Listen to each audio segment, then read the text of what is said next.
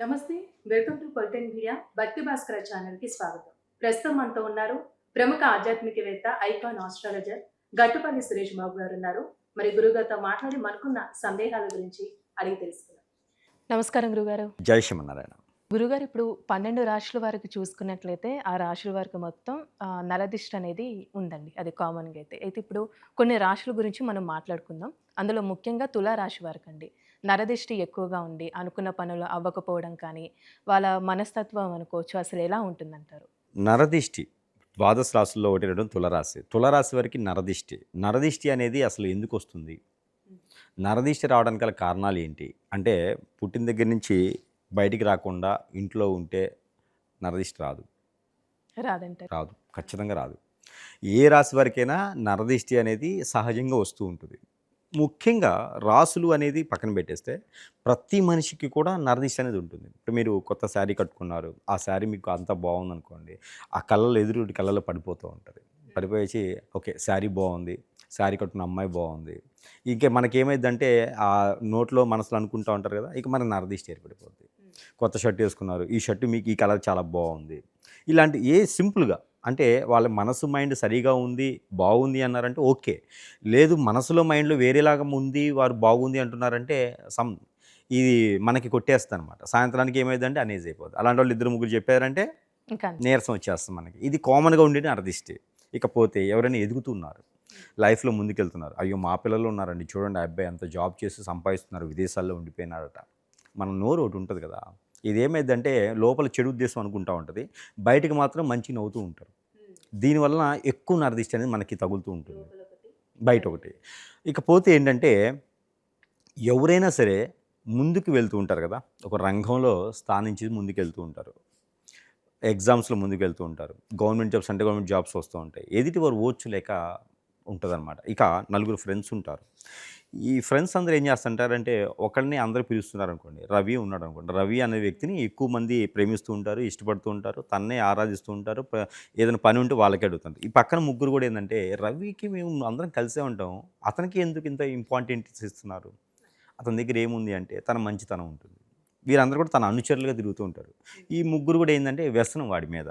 ఈడు ఎప్పుడు మనలాగా అయిపోతాడో మనకన్నా జరిగిపోవాలని చెప్పేసని వాడి మీద ఏస్తున్నాం. ఇదంతా మనకేమవుద్దంటే గొడవలు అవ్వటం, సాయంత్రానికి ఇబ్బంది పడిపోవటం, అనేజీ అయిపోవటం, అన్‌ఫిట్ అయిపోవటం, నీరసం రావటం, హార్మోన్స్ పడిపోవటం, షుగర్ లెవెల్స్ పడిపోవటం, బీపీ లెవెల్స్ పడిపోవటం. ఇవన్నీ కూడా కారణాలు ఏంటి అంటే నరదిష్టి, నరఘోష. నరఘోష అంటే నోటితో చెప్పేది, నరదిష్టి అంటే కళ్ళతో పెట్టేది. ఇవి ఉంటాయి. ఇకపోతే ఇంకోటుంటది.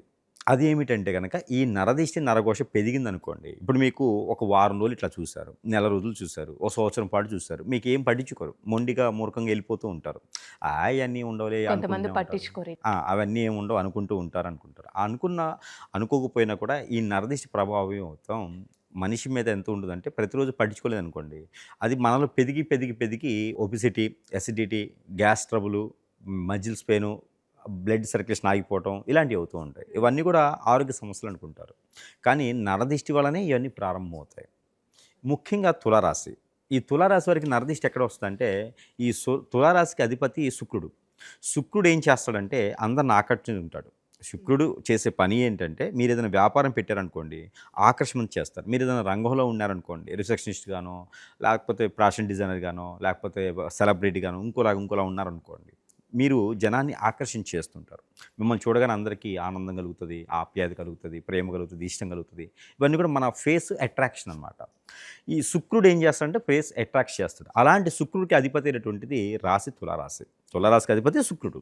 కాబట్టి ఈ శుక్రుడిలో ఉన్నటువంటి తులారాశి వాళ్ళు ఎలా ఉంటారంటే చూడటానికి కొంచెం అందంగాను, జనాన్ని అందంగా లేకపోయినా ఆకట్టుకునే విధంగాను, వాళ్ళ మాటలతో బురిడి కొట్టించే విధంగా అంటే అందరిని దగ్గర చేసుకునే విధంగా ఉంటుంది. మాటలతో. ఆ! మరి వీళ్ళు అంత విధిగా ఉంటే మరి నరదిష్టి రాకుండా ఎలా ఉంటుంది? ఖచ్చితంగా వస్తది. మళ్ళీ దీనికి అధిపతి ఎవరంటే విష్ణుమూర్తి. తులారాశికి అధిపతి విష్ణుమూర్తి. ఇక విష్ణుమూర్తి కూడా ఏం చేస్తుంటాడంటే మాటలతోనే జనాన్ని ఆకట్టుకుంటూ ఉంటాడు.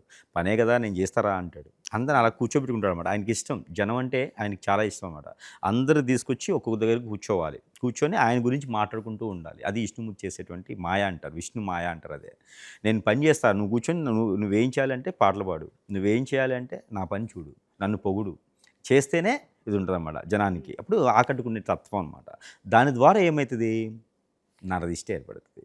కాబట్టి ఈ యొక్క తులారాశి వారికి నరదిష్టి అనేది ఇదో రకంగా వస్తుంది. అలానే వీళ్ళు ఉద్యోగరీత్యా అసలు ఎలా ఉంటారండి అక్కడ అనుకోవచ్చు? ఉద్యోగం పరంగా, ఆర్థికంగా ఎలా ఉంటుంది వీళ్ళకి? వీరికి బానే ఉంటుందండి. వీళ్ళు పుట్టుకతోనే కోటీశ్వరులుగా ఉంటారు. కాకపోతే వీరు ఆ సంపదంతా వీటికి రాదు. ఎందుకంటే పుట్టుకతోనే కోటీశ్వరులు ఉన్నా కూడా వేరే వేరే రాష్ట్రాల్లో, వేరే వేరే దేశాల ఆస్తులుంటాయి వీరికి. తులారాశి వారు అంత సామాన్యమైన వ్యక్తులు కాదు వీళ్ళు. పోతూనే దాన ధర్మాలు చేసుకుంటూ పోతుంటారు. ఎడం చేత్తో చేసే కుడి చేత్తో కూడా తెలీదు. కుడి చేత్తో చేసే ఎడం చేత్తో కూడా తెలియని కొన్ని చేసుకుంటూ వెళ్ళిపోతుంటారు దానాలు వీళ్ళు. కానీ వీళ్ళు సంపాదించాలంటే మాత్రం వీరికి ఉన్నటువంటి వనరులు అన్న చెల్లెళ్ళకి, అక్క తమ్ముళ్ళకి ఇచ్చేసుకుంటూ వెళ్ళిపోతూ ఉంటారు. ఇప్పుడు ఎక్కడైనా విదేశాల్లో అవకాశం వచ్చిందనుకోండి, ఎవరికైనా నీడ్‌గా ఉంది అవకాశం అంటే, ఆ అవకాశాన్ని కూడా ఇస్తారు. ఎవరైనా ఇస్తారా అండి అట్లా? ఇచ్చేస్తారు. పెళ్లి మాత్రం వీళ్ళకి చిన్న వయసులో అవ్వాలి. చిన్న వయసులో అవ్వలేదంటే 36, 37, 40 రావాల్సిందే తులారాశి వాళ్ళకి. చిన్న వయసు అంటే 22, 24 సంవత్సరాల్లో పెళ్ళైపోవాలి. లేదంటే 36 తర్వాతనే వీరికి పెళ్లి గోల. ఇక అందులో కూడా ఎవరు పట్టించుకునేవాళ్ళు ఉండరు. వీరు ఇలా దాన ధర్మాలు చేసుకుంటూ ఉంటాడు. వచ్చిన జాబ్‌లలో వేరే వాళ్ళకి ఇస్తూ ఉంటారు. వ్యాపారం చేస్తే ఎవరైనా వస్తే దానం ఇస్తూ ఉంటాడు. అలాంటి తులారాశి వాళ్ళకి ఎవరు పట్టించుకుంటారంటే అందరూ దూరమైతా ఉంటారు. అందరు దూరమే వాళ్ళు సెటిల్ అయిపోతుంటారు. వీళ్ళు మాత్రం అక్కడే ఉంటారు. హెడ్ మాస్టర్‌లా ఉంటారు. సో, ప్రైవేట్ స్కూల్ కాదు, గవర్నమెంట్ స్కూల్‌లో హెడ్ మాస్టర్స్ ఉంటారు. 10 సంవత్సరాల క్రితం చదివినోళ్ళు డెవలప్ అయిపోతుంటారు. ఆ 10 సంవత్సరాల తర్వాత కూడా వీళ్ళు ఇట్లా పాఠాలు చెప్తూనే ఉంటారు కొత్త వాళ్ళకి. అదే పరిస్థితిలో తులారాశి వాళ్ళు ఏర్పడిపోయి ఉంటారు.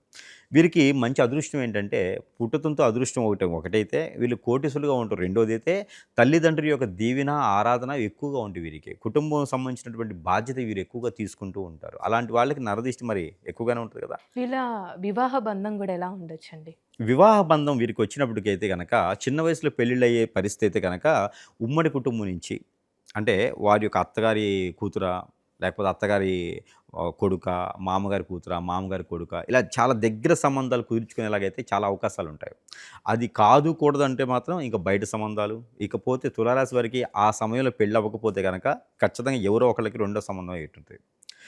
ఎక్కువ వయసయిపోయింది. రెండో సంబంధం వాళ్ళే కుదురుతారు. కాబట్టి అలాంటియి అయితే వీరు అడ్జస్ట్ అయ్యి బతకాల్సింది తప్పితే వేరే ఏమీ చేయలేము ఇంకా. కాకపోతే మంచి వ్యక్తులు, వీరికి మంచి నాలెడ్జ్ ఉంటుంది. వీరు చేసేటువంటి పని కన్నా కూడా నాలెడ్జ్ ఎక్కువుంటది. ఇప్పుడు సపోజ్ వీరు ఒక పోలీసో, ఒక లాయరో, ఒక డాక్టర్ అనుకోండి. ఆ రంగం వరకే తెలియాలి గదా! వీరికి అలా కాదు. వేరే రంగం, ఫ్లైట్స్ ఎలా ఎగరవేయాలి, పైలట్‌గా చెప్తారు. మిలిటరీలో ఎలా ఉండాలి చెప్తారు. హోటల్‌లో ఇడ్లీ ఎలా చేయాలో కూడా చెప్తారు వీళ్ళు. అంటే అన్ని రంగాల్లో కూడా వీరికి అవగాహన అయితే ఎక్కువుంటుంది. అలాంటి అవగాహన ఉన్న వారికి ఎక్కువగా ఫైనాన్స్ సంబంధించినటువంటి జాబ్స్ అయితే చేస్తారు వీరికి. దానివల్ల కూడా నరదిష్టే వస్తది. ఇక వీరికి ఈ నరదిష్టి ప్రభావం దశాంత దశలు. శుక్రుని యొక్క దశ నడిచేటప్పుడు, అలానే గురు యొక్క దశ నడిచేటప్పుడు, రవి యొక్క దశ నడిచేటప్పుడు కూడా వీరికి నరదిష్టి ప్రభావం చాలా ఎక్కువగా ఉంటుంది. అలానే పితృదోషాలు కూడా కొంచెం నరదిష్టితో పాటు పితృదోషాలు కూడా కలిసినాయి అనుకోండి, చేసే పని ముందుకు వెళ్ళదు.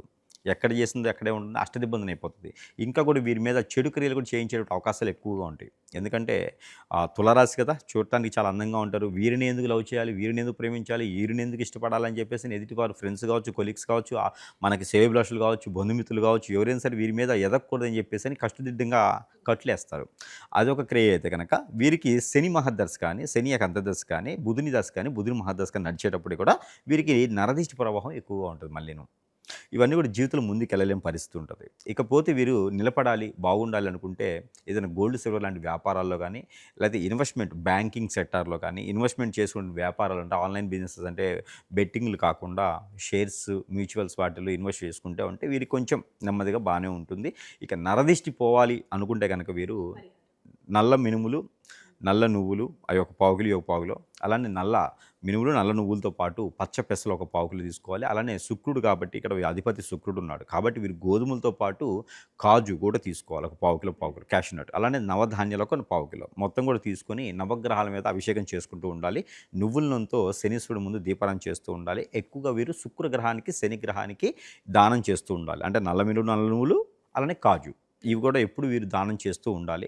వీరికి కలిసొచ్చేటువంటి కలర్ అయితే కనుక గోధుమ ఛాయలో ఉన్నటువంటి కలరు, గోధుమ ఛాయలో కాకుండా ఇంకా గోల్డ్ ఛాయలో ఉన్నటువంటి కలరు, సిల్వర్ కలర్ కూడా వీరికి బాగా అద్భుతంగా కలిసొచ్చేదానికి కనిపిస్తోంది. వీరికి స్టోన్ ఏమైనా పెట్టుకోవాలి అనుకుంటే కనుక వీరికి ఎమరాల్డ్ గ్రీన్ ఒకటి బాగా కలిసొస్తుంది. రెండోది డైమండ్ వీరికి బాగా కలిసొస్తుంది. ఇక వీరికి 22 సంవత్సరాల నుంచి 36 సంవత్సరాల లోపు అయితే కనుక 9 నుంచి 16 సెంట్ల వరకు డైమండ్ అనేది వీరు పెట్టుకోవచ్చు. ఏదైనా సరే ఉంగరం వేలుకి గాని, చూపుడు వేలుకి గాని పెట్టుకోవాలి. ఇక వీరికి కలిసొచ్చేటువంటి నెంబర్ వచ్చేసి 9, 6 ఈ 2 నెంబర్‌లు వీరికి అద్భుతంగా కలిసొస్తాయి. ఇక జీవితకాలం వీరు పరిహారం చేసుకోవాలి అనుకుంటే గనక గ్రీన్ కలర్ నిమ్మకాయ ఒకటి, ఎగ్ ఒకటి, దాంతో పాటు ఉలవలు ఒక పావు కిలో, తెల్ల ఆవాలు ఒక పావు కిలో తీసుకొని వారికి వారి తల చుట్టూ తిప్పేసి ఎక్కడైనా పొదలుగా ఉన్న చెట్లలో వేసేసేయాలి. ఇక నవగ్రహాల్లో దానం అయితే శుక్రుడికి, శనికి వీరు చేసుకోవచ్చు. ఇక దేవుని అనుగ్రహం ఉండాలి, దేవుని ఆరాధన ఉండాలని కనుక దత్తాత్రేయ స్వామివారికి ఎక్కువ కొలుసుకోవచ్చు. ఈ దత్తాత్రేయ స్వామివారికి మంచి ఆరాధన చేసుకోవచ్చు. అలానే శ్రీరామచంద్రమూర్తికి కలుసుకోవచ్చు. విష్ణు ఆలయంకి ఏదైనా సరే వీరు వెళ్ళొచ్చు. బ్రౌన్ కలర్‌లో ఉండేటువంటి బఠానీలు, గుగ్గిళ్ళు చేసేసి స్వామివారికి నైవేద్యం చేసుకోవచ్చు. ఇన్ని పరిహారాలు చేసుకోవచ్చు నరదిష్టికి. చాలా చక్కగా తెలియజేశారండి.